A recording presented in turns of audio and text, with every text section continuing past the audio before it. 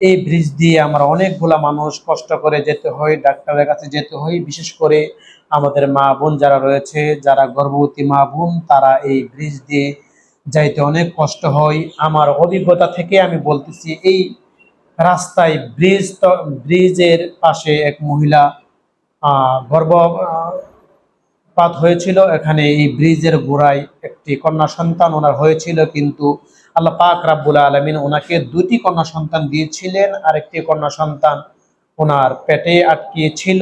ওই কন্যা সন্তানটাকে খালাস করার জন্য আমি সহ আমার কয়েকজন ভাই নিয়ে গিয়েছিলাম ব্রাহ্মণবাড়িয়া একটি খ্রিস্টান মিশন হাসপাতালে ওখানে নিয়েছিলাম।